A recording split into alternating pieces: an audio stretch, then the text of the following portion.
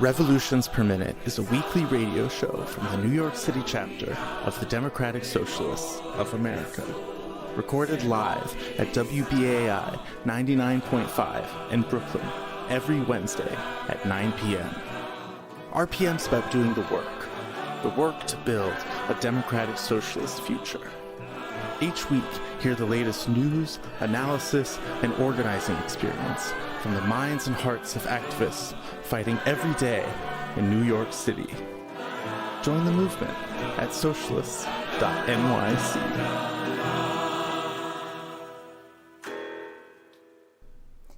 Hey, what's up, New York City? This is Amy Wilson. You're listening to Revolutions Per Minute live on WBAI.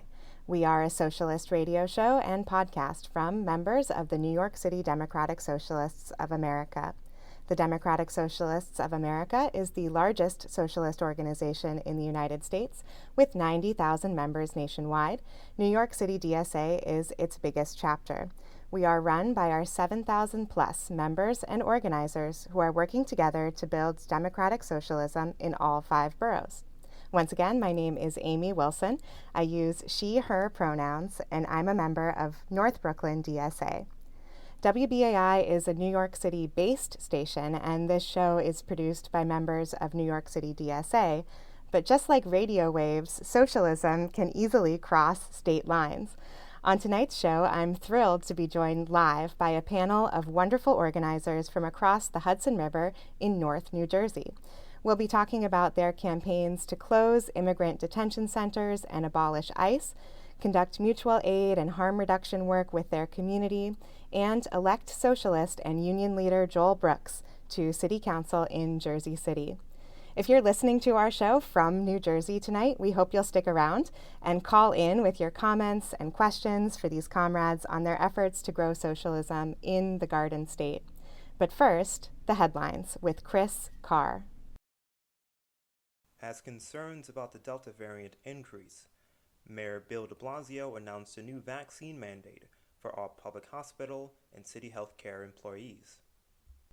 The U.S. Justice Department declined to conduct a civil investigation into Governor Andrew Cuomo's mishandling of COVID-19 cases in nursing facilities. New York State has sent out just $117,000 in coronavirus pandemic rent relief money. Until this week, New York was the only state that hadn't distributed any money from the federally funded rent relief program passed in January. The state's tenants can still apply for relief. New York's out-of-date flood maps haven't been updated in 14 years, leaving thousands of New Yorkers at risk without knowing that they require flood insurance, according to researchers at the New School. Governor Cuomo's pet $2.1 billion LaGuardia AirTrain project has been approved by the federal government over objections from environmentalists and Representative Alexandria Ocasio-Cortez from New York 14, the Bronx and Queens. Construction could begin in a matter of weeks. Initial data from a pilot program intended to route mental health-related 911 calls to mental health professionals rather than the New York Police Department revealed that police officers still responded to the vast majority of calls. In election news, elevated turnout numbers, early survey data, and preliminary Board of Elections data suggest that New Yorkers were able to understand and use the new ranked choice voting system. New York State's Independent Redistricting Commission is holding public hearings before they draw preliminary district maps for 2022 in September. My name's Chris, and those are the headlines. Now back to the studio for tonight's show. Thank you, Chris. Our headlines are brought to you by The Thorn, an incredible weekly newsletter by New York City DSA's Electoral Working Group covering local politics and radical activism. You can subscribe at thethorn.nyc. And just a quick note, Chris is a new voice on Revolutions Per Minute. This is his first appearance on our show. So welcome, Chris. And we hope the audience will have a chance to get to know Chris very soon. But I do have some other wonderful comrades to get to know to kick our show off tonight. I'm joined by 3 organizers from North New Jersey DSA. I've got Jeff, Maria, and Joel. Welcome to Revolutions Per Minute. Thank you. Yeah, thanks for Hi, thank you. Thanks for having us. So let's get started with letting our audience know a little bit about each of the three of you with the question that we love to ask our guests here on Revolutions Per Minute. What are the social forces that brought you into socialist organizing, and why are you a member of DSA specifically? So to start us off, let's go to Maria first to answer that question. I guess I had considered myself a leftist since I was a teen. The concept of communism just seemed to make sense to me, but it was all superficial, and I never really got involved in any organizing. So when my family moved to the U.S. in 2000, I wasn't really aware of any organizing taking place. I didn't even think about it. I didn't consider it. And when I could, I voted for the lesser of two evils, and I assumed that was as far as social and economic discussion. That was as far as it was going to get in this country, and socialism seemed out of the question. So it wasn't until Occupy Wall Street that I saw any kind of growing movement against capitalism at all. And it was then that I started learning just how deeply capitalism affects society and how specifically that applies to this country. And I guess it was years later when DSA kind of came onto my radar when Bernie Sanders ran for president, and DSA was more visible in the conversation, and I discovered that socialist organization had a lot of things to say, this socialist organization specifically, and they were things that I often agreed with. So I saw actions taking place that I would gladly take part in. So I guess the bottom line is that the visibility of the socialist organizing was kind of what brought me in, because I didn't even know it existed before that. And I guess the reason why I'm a DSA member now kind of has evolved throughout my membership, and it went from just wanting to take part in a movement to actually helping the movement happen and helping plan it. Yes, and that's a powerful thing that you just said, Maria, especially as we're starting off our show. Moving from, a phrase that I've heard before is moving from empathy into action, or figuring out how to be part of making change happen. And organization is such a key part of that formula, whether it be through DSA or through something else. So thank you for sharing that part of your story. And now let's go to Jeff. Hey, thanks for having us. Jeff, he, him pronouns. And I guess for me, it's hard to pinpoint an exact moment, but, lots of different things led me to becoming more radical in my politics. But it was really just, personally just feeling like voting every so often just wasn't enough. And there was a real sense of urgency on a lot of issues. And for me, it was personally immigration. I found DSA through the immigrant justice struggle in Hudson County in New Jersey. And I remember showing up by myself, not really having any network, just because I had heard that the county's local law enforcement had a contract with ICE, 287G program.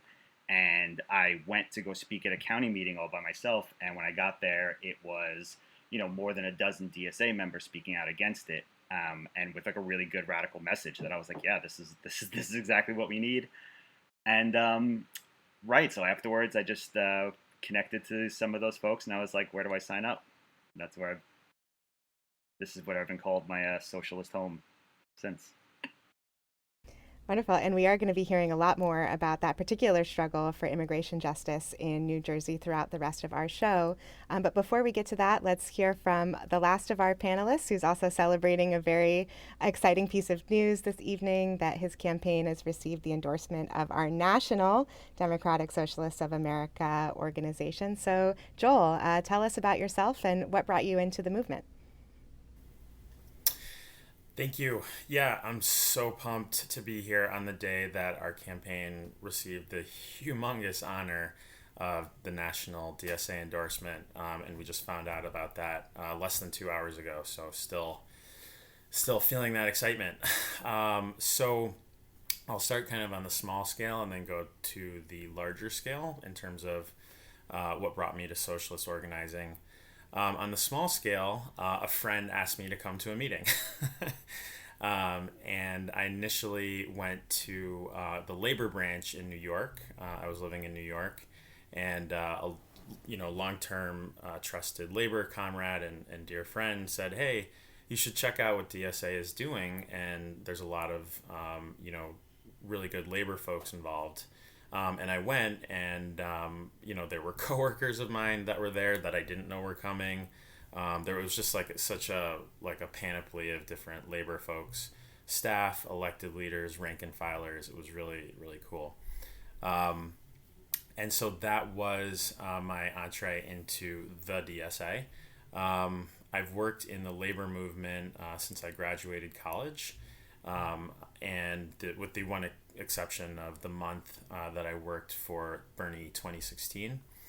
And so, my working life has been spent helping workers build power at their workplace and to build, real fighting unions. And working in the labor movement kind of pre-DSA, there was always like that kind of like, are you a socialist? Yeah, I am. Are you too? Yeah. And, it was like amongst ourselves, like, yeah, we're social. Yeah, right. We're all socialists. But being able to come out and say that in the open and seeing, hundreds of thousands and millions of people, proudly say they're socialists it's a really special moment in this country. In terms of my personal background, I was born in Honduras in Central America. I was adopted by a Jewish family. Grew up in a working class family. My dad was a postal worker. Grew up going to union meetings, and I wanted to get involved in politics in college, and definitely not a socialist campaign, but the Howard Dean campaign. In 2004, he was against the Iraq War, and I saw unions involved in his campaign, and that's kind of what got me interested in union organizing, and from there, here I am. Well, thanks to all three of you for being here. It's always so interesting. This is a favorite question of mine to open the show with, because it's always interesting hearing themes that tend to recur across people's experiences. Occupy Wall Street was a big inflection moment for people. The Iraq War, especially for people of our rough generation who were young teens or young adults when that was happening, and had to turn to forms of politics other than electoral politics at the time, because we were, at least for myself, I was too young to vote when the Iraq War broke out. So it's just an interesting question, and it shows, one of our themes that we've been exploring on Revolutions Per Minute over the summer, which is that even though we're organizing in different places, there are a lot of things that unite our experience because we're all struggling against capital, which has sort of a totalizing effect. So I'd love to hear now more from each of you about that exact question of, what is it like to organize in North New Jersey specifically? I know that we do most likely have WBAI listeners who are very familiar with the terrain that you're organizing with, but certainly listeners as well who may not be. So that's what I'd love to spend some time on here in the first half of the show. So let's go back to you now, Joel. You have a bit of an interesting situation with the city council race in terms of partisan politics. That's different from what we here in New York City just did with our city council races, where we ran candidates on the Democratic line. So talk to me a little bit about the structure of elections in Jersey City and how you're approaching this campaign in the big picture. Sure. So in Jersey City, we have our municipal elections. So that's everything from mayor, school board, and city council. They're nonpartisan elections that are held in November. So that means we do not have to contend with the primary, which is in June. And the kind of structure of the primary, the party primary, is we have very, very entrenched and powerful Democratic Party machines in Hudson, Essex, Bergen, and really all throughout the state, all the different counties. And what that means in reality is the kind of, and academics have studied this, the statistical hurdle to winning in a primary against the line, which is what we call it. It's like 30 to 35%. It is a 30 to 35% advantage. In a November election, we don't have to, the ballot is structured differently, so we're not going, quote unquote, up against the line. But we really are a, kind of a rebel campaign. We're talking, it's not about who we're running against. It's more about what we're running against, and that would be the corporate developers, the corporate landlords, really kind of the ruling class forces that are obstacles to working people having a better life in Jersey City. So that's a little bit about the structure of elections. Awesome, thank you. And I was just talking about what unites us is greater than what divides us. And when you talk about running against corporate developers and corporate landlords, that is so much of what our electoral struggle is in New York City as well. And so I'll throw a bit of a curveball question at you, Joel. Have you encountered any formalized opposition from your campaign for city council in Jersey City? And if so, what sectors do you see that coming from?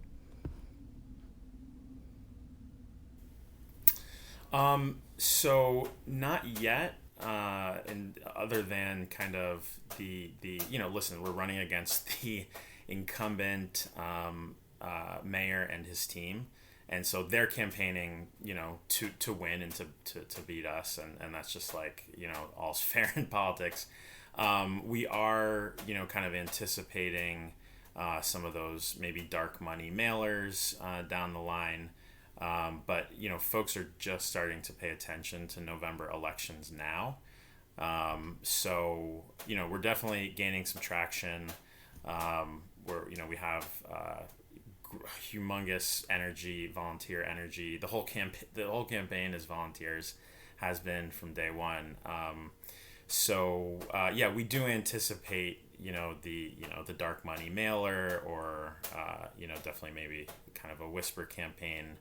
That has started, and we've heard, oh, he's a socialist. Oh, did you know he's a socialist? That's has never shied away from being a proud democratic socialist.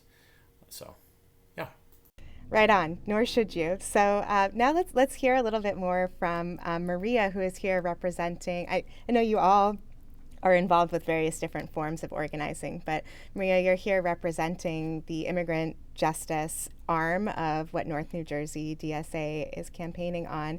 And I do know that you're part of a coalition of organizations organizing around the demand, among others, to abolish ICE and other forms of immigrant right and self-determination support.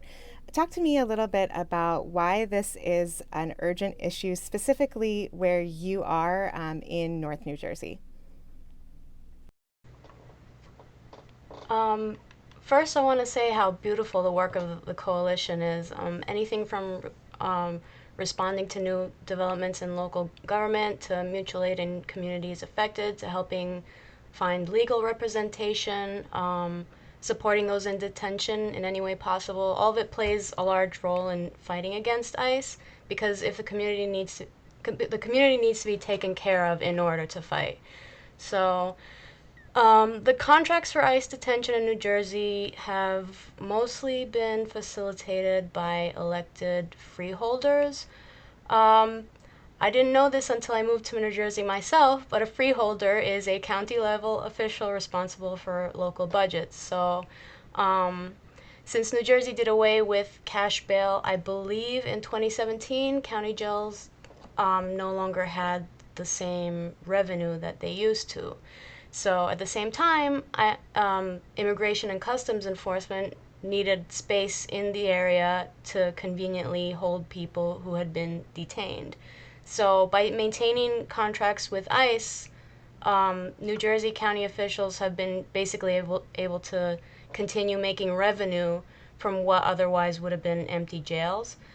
The county is making money off of jailing people, or multiple counties, and these people mostly come from New York and New Jersey for the most part. Conditions in detention have been absolutely horrific. Partially in ways that are related to them making money, because the more money they can cut from, basic services, food quality and stuff, the more stuff like that, the more money they get to pocket. And it's a health risk. I mean, the detention is a health risk any way you look at it, regardless, with COVID or without COVID. And on top of that, ICE has been very vindictive of it in its treatment of people who have been detained. Right, and you said something very beautiful there at the beginning of your remarks, that in order to fight, people have to take care of each other, which is something I think our third guest will have something to say about. But before we go to you, Jeff, I just want to remind our listeners that this is Revolutions Per Minute on listener-sponsored WBAI in New York City, broadcasting at 99.5 FM, streaming on your favorite podcast app. We are the official show of New York City DSA, and today we're talking live with a panel of our comrades from across the Hudson River in the North New Jersey chapter of DSA. So I also understand that North New Jersey DSA has really been participating in a lot of mutual aid, harm reduction, and tenant support organizing. And Jeff, that is what you're here to speak about this evening. So how have people in your community reacted to this effort that North New Jersey DSA has put forward?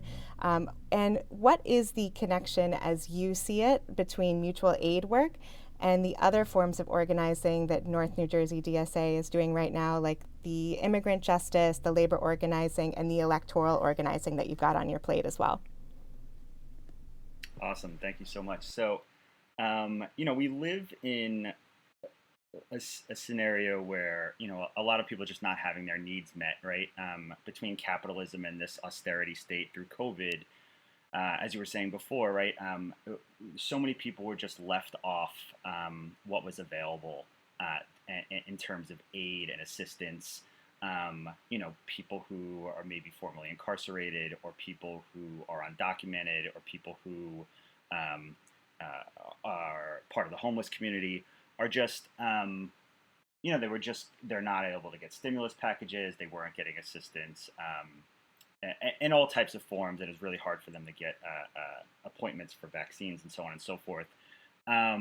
So when, COVID began, we realized, okay, we really have to commit to meeting or trying our best to meet each other's needs in the community, within reason.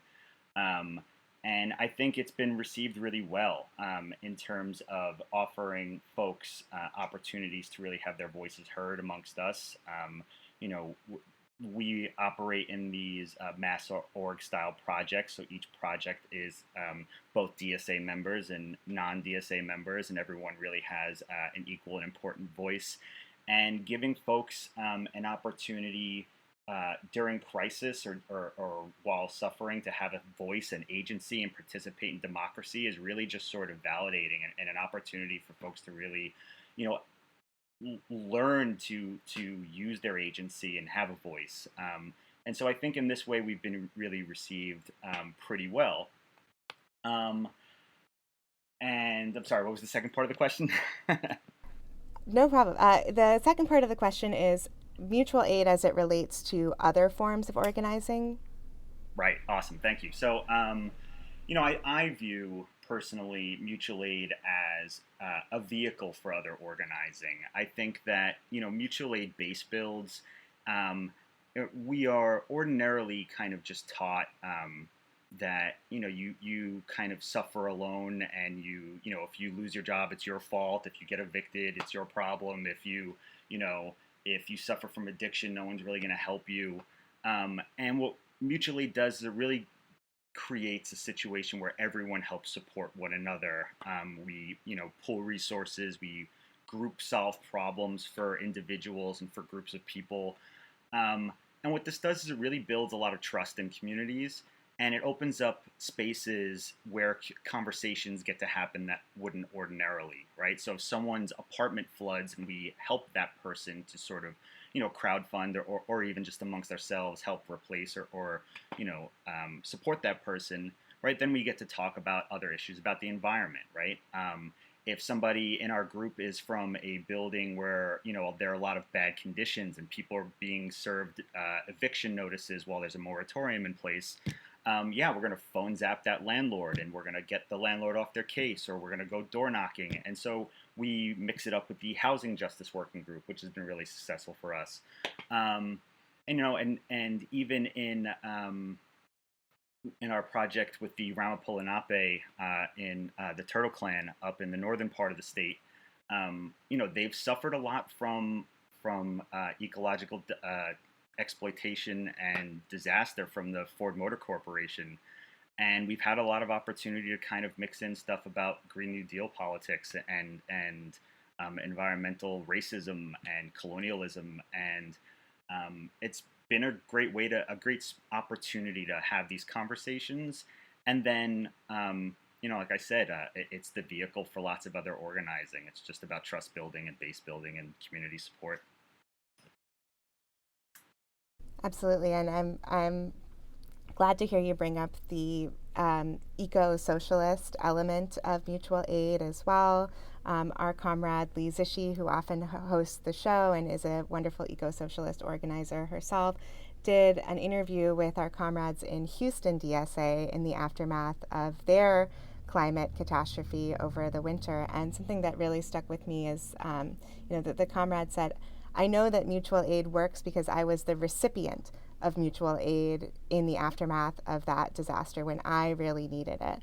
And so I think that's what really, as maybe simplistic as it might seem, that's what really speaks to the mutual part of it and what differentiates it from other types of charitable activity that others might participate in.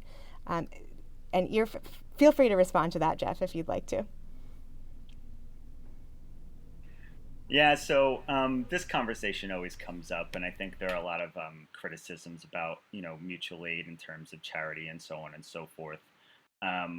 It gets mischaracterized as like red charity, like we're, sort of socialist catering, so to speak. But I think that you end up getting, how do I want to say this? I feel like we demonstrate our commitment to the community's well-being in a way that's really necessary for people who've been targeted or marginalized or who are otherwise exploited. And I think that it's a lot about trust building. And if you knock on someone's door who is really having some like serious issues and suffering, or just has a lot of need, and you're not really you're talking to them about sort of complicated issues, it's just not gonna. They have more immediate things they need to address, right? And so our what we try to do is meet people's needs and meet where they're at. And once folks realize that we're serious about doing the work and not just telling them how good we are, I think they understand, and it makes them more amenable to our message and our causes, and they're more willing to participate and get involved. Thank you for that comment there. And before we move on with our show, I'd love to just take it back to Joel or Maria. If you have anything else that you would like our audience to know about where you are specifically in North New Jersey, whether that be historical dynamics, present day things, or just, if somebody didn't know anything about North New Jersey and building socialism there, what would you want them to know? Maria, do you want to go first? I'll go. I'm not exactly sure how to describe it, except to say that I don't know. It's a personal thing as well. It becomes personal also, and that there are a lot of the communication, the discussion that happens. It becomes a relationship, and I think that's what drives a lot of the organizing as well. I think we definitely all care about each other in this org, so I think we do good with that. That's pretty much it.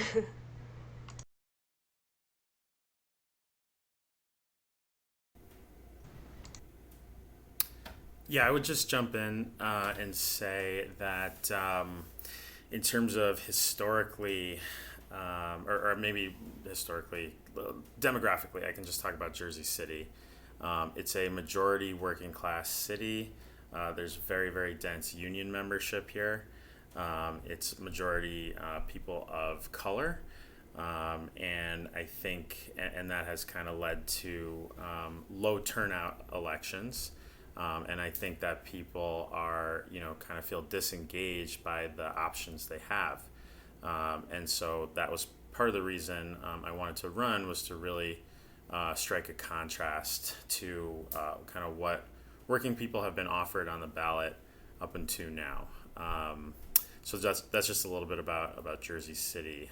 The other thing for folks who are not from New Jersey is we have a very strong county form of government. And in terms of Jersey City, each tax dollar is split three ways. Part goes to the city, which funds, cops, firefighters, city services. Part of it goes to the Board of Ed, our public schools, and then the other part goes to the county. And the county government here has been, up until very recently. I don't want to give them too much credit because they haven't done it, but up until very recently, just adamantly in support of detaining migrant people for money, and they can do that. They get a chunk of every tax dollar from city taxpayers in New Jersey. And that's a little bit of what Maria was speaking to earlier in tonight's show as well, and we'll come back to that topic. I'm Amy Wilson. You are listening to Revolutions Per Minute on listener-sponsored WBAI, and today we are live with wonderful organizers from North New Jersey DSA talking about their efforts to build socialism where they are. And before we get back to our conversation with Jeff, Joel, and Maria, our live guests for tonight, it is that time of the show where we take a moment to remind our listeners that this is a community-supported station reaching thousands of listeners in the tri-state area. If you are in New Jersey, you might have seen our WBAI billboard on the New Jersey Turnpike, which was installed earlier this year and which we're very proud of.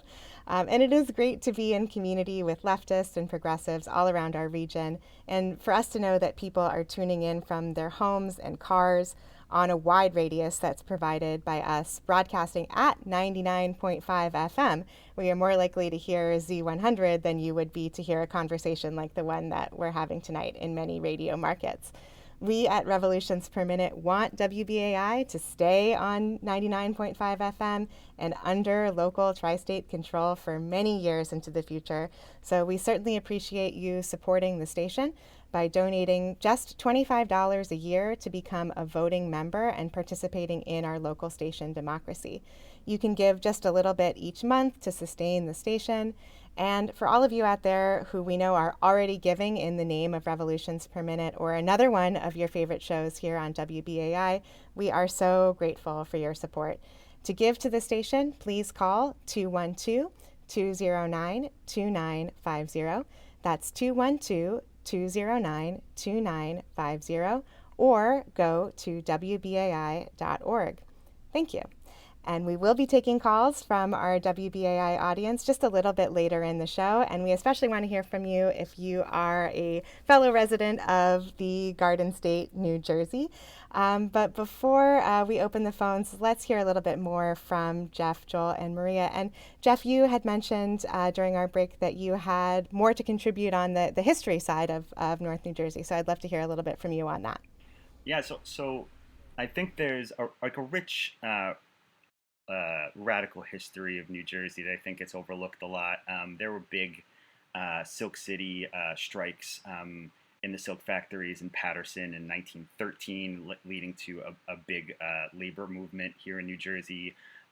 Also, there are uprisings in Newark, similar to some of the George Floyd murder or uprisings that we saw earlier last year. And that was in 1967. And then you really have more smaller, localized organizing groups. There was an organization called the United Community Corporation, and they had a healthcare wing, a welfare wing in Newark, led by famous and radical Black activist Marion Kidd. And she basically just helped to organize this group of women and other community members to start bulk buying, because they were being food distributors were being very prejudiced against them because they were welfare recipients and Black. So there's a real rich history of left organizing and other stuff here. Several parts of the Assata Shakur saga happened in New Jersey as well. So the deeper you look, the more things you end up uncovering. And that's the sort of stuff that we're looking to maintain in terms of our radicalism and keep that alive. And as both Joel and Maria were mentioning, right, our state is one of the bluest in the country, and our Democrats are really awful. And the local elected officials they do run. All four are in Democratic-controlled counties. All four ICE, what I'll call concentration camps, are in democratically controlled and counties and run by all Democrats. So, they're perpetrating a lot of the same things that we typically imagine more conservative right-wing and Republican folks doing. Absolutely. And I, to your point about the radical history of New Jersey, which I'm so fascinated with, and would love to hear more about maybe on a different show someday. I'm a poet, as regular listeners of Revolutions Per Minute might know, and you claim one of the greatest activist poets of all time, Amiri Baraka from Newark, New Jersey. So to your point, Jeff, about these ICE facilities that are located in democratically controlled areas of New Jersey, I would love to hear from you, Maria, about what the chapter is doing, whether that be direct action or other forms of organizing, to fight back against that. So earlier this year, our North New Jersey chapter of DSA had voted Abolish ICE to be a priority campaign. So it has been a focus of ours even before that, but it's basically an acknowledgement of a lot of work that's being done. We've been holding tabling and canvassing events, basically distributing Know Your Rights material to inform residents of basically the atrocities currently happening in detention centers right in our own backyards, and to try to get people involved in pressuring politicians to do something about it. Currently we're demanding during these tabling events, the ask is to get Governor Murphy to sign legislation that would stop new ICE contracts, or the renewal or expansion of existing contracts. The bill has been sitting on his desk for over a month, so we're still demanding. We have our ongoing project since the beginning of COVID, the Free Them All Phones app, which takes place every Friday at noon. And this campaign is basically part of the Abolish ICE New York, New Jersey coalition. So there are a lot of groups involved in that one. Basically on that one, people convene in one Zoom call. We get updates on organizing landscape pertaining to ICE detention. And then we break off and we make phone calls to various officials who we are currently targeting, to make demands. Currently our demand is releases and not transfers, because people are being transferred out of New Jersey detention centers to places that are far away from their friends and families and their homes. We recently had a rally in Newark outside the ICE field office to demand releases, not transfers. And aside from that, we also try to support actions led by our Abolish ICE New York, New Jersey coalition partners and other local organizers. So there's always a lot of stuff to get involved with. Great. So let's go ahead and open our phone lines, just in case there's anybody listening from New Jersey who has a comment or a question for our panel tonight, who is Jeff, Maria, and Joel. And Joel is a DSA endorsed candidate for City Council in Jersey City. If you have a question, the number to call is 212-209-2877. Once again, that's 212-209-2877. And while we wait for anybody to give us a call tonight, let's go back to you, Joel, and hear a little bit about how your campaign is going in the day-to-day. Electoral campaigns are much like any other socialist organizing, but they do have some differences and things that are relatively unique. As we know here in New York City DSAs, we have a great electoral program. So talk to me a little bit about how your campaign's going and what you've learned or maybe been surprised by so far. Sure. So our campaign is going, really, really well. Of all of the city council candidates in Jersey City that are running, against the establishment, we are the top fundraising candidate, aside from one other who is an incumbent. So of, those folks challenging the establishment, we are, raising the resources to be able to get our message out there. And we do need money. You gotta print the mail and print the lit, and of course always do that. Use union vendors, and our volunteers. I just want to shout out our chapter and our volunteers. We have been knocking on doors since April. We've knocked on thousands of doors. We've spoken to hundreds of people. And it's just so I'm just so grateful for all the work that folks have put in, because combined with the money, the people power is what is going to get us over the finish line. So I'm a union organizer. I remember when I was younger, what was drilled into me is, what is a union? A union is an organization of workers that fights harder than the boss to improve people's lives, and to win power at the workplace. And that's the way we're treating this election. We need to organize to fight harder than the boss. There are bosses in Jersey City, elected and unelected. We need to fight harder than them to build power for working people in their communities and in their lives. And as we know from any DSA campaign, it really is the people power that differentiates our electoral style from others. The fundraising is super important, as you say, because you got to keep the lights on and the union lit printed. But at the end of the day, what it comes down to is people having conversations with their neighbors about the real priorities that we have as the working class, and the real changes that we need to make materially. So you're listening to Revolutions Per Minute. This is the official radio show of New York City DSA. We're live with organizers from our friends and neighbors in North New Jersey DSA. And if you have a question for these lovely folks, please give us a call. The phone lines are open. The number to call is 212-209-2877. That's 212-209-2877. And I do see we have a caller on the line, so let's hear what they have to say. Hi, hello, are you there? Hi, you're live with Revolutions Per Minute.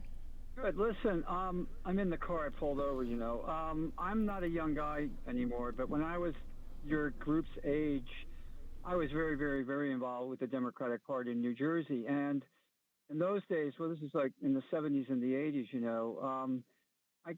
the thing is, here's my point, get to the point, let others on the phone. You're young people now, and my advice to you is, well, first of all, is what's your staying power going to be? In other words, what's your commitment to staying in the area? Because I know a lot of young folks, I'm just assuming you're all young or under 35 or something like that, and you're active and you're involved, and that's terrific. But the point is, if the elders in the parties know this, that the young groups that are very active, energetic, and vocal, they know they're not going to be around for the next 10 or 15 years. So that's just one comment. And the only suggestion I would make, though, and I'm going to get off, and it was a great show, is that you should really try, which I did, you should try to just run for especially in Jersey City, they have a very strong committee system. And you should run for the local committee spots. And once you overwhelm them with that, then they have to listen to you because you're in charge of the party. So that's my comment. And I'm just going to get off. It's a wonderful show. Thanks. Well, thank you so much for that thoughtful comment, and thank you for pulling over to call in to the show. We're happy that we reached you in your car, and also happy that you chose to drive safe tonight and not distracted, so thank you for that. Jeff, Joel, or Maria, do you have any responses to what the caller just put forward? I'm happy to tackle the first part in terms of staying power, right? Our chapter's been around for quite a few years. A lot of us are longtime residents, but ultimately, the struggle of gentrification and, being pushed out of a lot of areas is really difficult. And, as as someone who, kind of helps with doing door knocking, we see how many folks just get viciously pushed out of where they are to go somewhere else. And, as much as I'm sure many people, love their long-term residences, and as much as we fight to keep people there, ultimately, there's movement's inevitable, and we're going to try to change New Jersey's landscape and try to organize locally as much as possible. And that's definitely one of the core points of mutual aid, for instance. But yeah, I mean, it's asking people to stay forever in one area and stay committed to an issue it's a big ask, and it's something that everyone would love to do, and we do our best.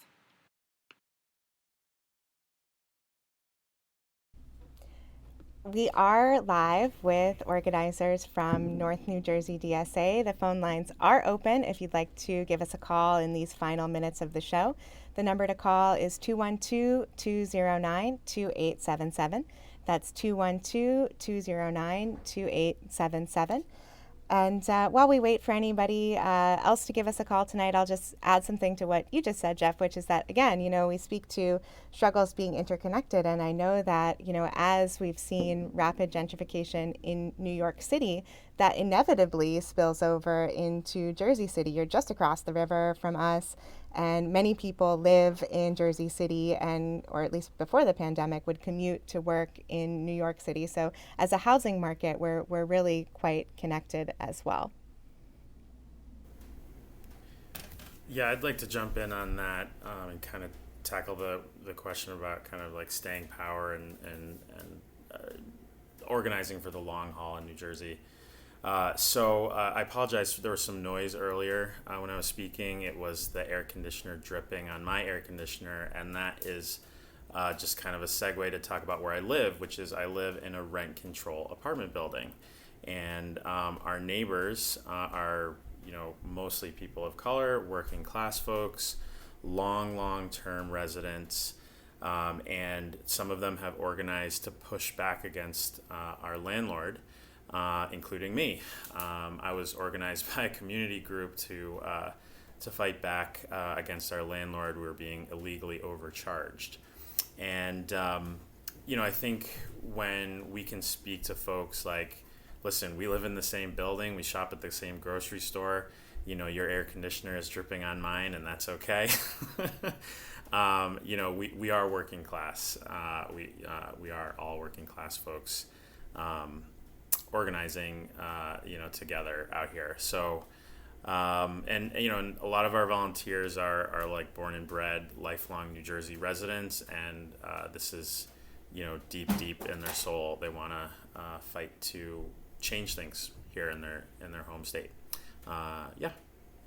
Wonderful answer, and beautiful tie-in to what folks might have heard at the beginning of our show with the air conditioner dripping. It is one thing I do like about doing remote broadcasting. I think it was Jeff who said that we're sort of in the socialist underground. We're all in our own basements and makeshift offices here doing remote broadcasting during the time of the COVID pandemic, when we haven't had as many chances to gather in person. But it's also opened us up to doing shows like this one with people who may not be able to easily access coming into our studio live in Brooklyn.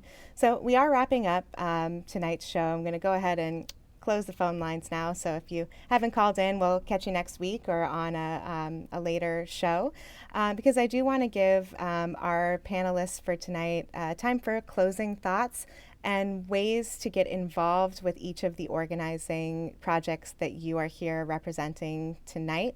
So let's go to you, Maria. Any final thoughts for the audience, and how can people learn more about immigrant justice organizing in North New Jersey? Yeah, definitely. Well, I set up a link tree for us here. We have a Twitter, we have email. People can contact us to get involved. So it's on linktree/immigration NNJ. I'm sure you're going to have that on the notes for the show. So you can contact us if you want to get involved. You can get involved directly. I have the phone zap RSVP set up, so you could get links to join the Zoom calls if you want to join in on that. and basically contact us. We're always here, so anytime. And how about you, Jeff? How can folks get involved with mutual aid work in North New Jersey? And do you have any final thoughts about the material that we've discussed on the show tonight? Yeah, so you can find us on Twitter at mutualaid_NNJ, like North New Jersey, or you can reach out to us at nnjmutualaidwg for working group at gmail.com and ask us any questions. We're happy to loop you in. We've been very active through COVID and providing lots of support all around North New Jersey, both in rural, suburban, and the city of Newark. So we cover a wide range of areas. And if you are looking to get your feet wet into what socialist organizing is like, it's a good way to just get out there, participate in a food share, some tabling, something simple. You could talk and you can just kind of listen to what folks have to say. And we're happy to direct you to other things that are going on and talk about what's happening in your community. So feel free to reach out, and we're a good first step. Great, and people do need that because it can be intimidating to get involved with organizing. So I just want to encourage people to take that first step and take the hand that Jeff is offering you tonight, especially if you're in the area, and just reach out and get involved. And for the final word of the show, let's go to Joel Brooks for more on how to follow his campaign for City Council in Jersey City. Any final thoughts on the show tonight? And I do just want to embarrass you publicly, Joel, and just say something that I really appreciated about working with you in creating this show for Revolutions Per Minute, which is that you were so insistent on including other organizers from your chapter, on not being the only voice to speak, on uplifting other types of work and organizing that is going on. And it's clear that you see this as part of one socialist project and one socialist movement. So I just want to say personally that I appreciate that. That's really what I like to see in an elected official, as you certainly soon will be. So tell the listeners about how they can follow along with you. Thank you. Oof, got a little emotional there. So I do, our chapter is big. It covers a large geographical territory. There's a lot of folks doing a lot of different beautiful projects. Mutual aid is helping folks survive.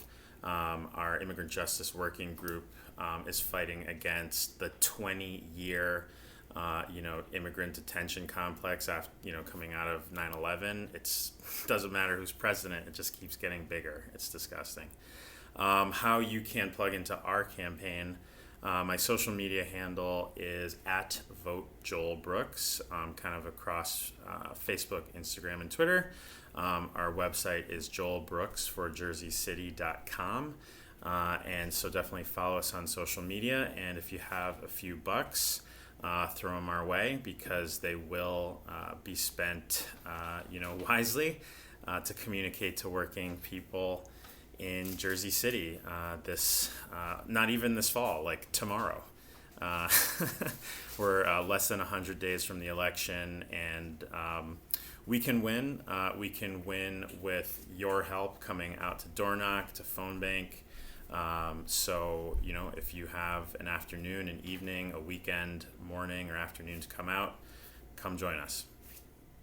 Yes, please do. And North New Jersey DSA showed up for New York City DSA in our recent city council elections. I know you turned people out for Get Out the Vote, the final weekend, and in the weeks leading up to the election. So again, it's our theme. We're connected, we're more alike than we are different, and we're all participating in the same struggle, which is the struggle for our lives. So thank you so much, Jeff, Maria, and Joel Brooks, for being with us here on Revolutions Per Minute tonight. It's been a joy having you. Thank you. And yes, thank you. And this concludes tonight's broadcast. You've been listening to Revolutions Per Minute on listener-sponsored WBAI in New York City, broadcasting at 99.5 FM and streaming on your favorite podcast app. To connect with us after the show, you can email us at revolutionsnyc@gmail.com. You can find us on our website, revolutionsperminute.simplecast.com, or on Twitter at NYCRPM. I'm Amy Wilson. I've been here live with organizers from North New Jersey DSA for this wonderful conversation. I thank you so much for tuning in tonight, and we will see you next time. Until then, solidarity forever.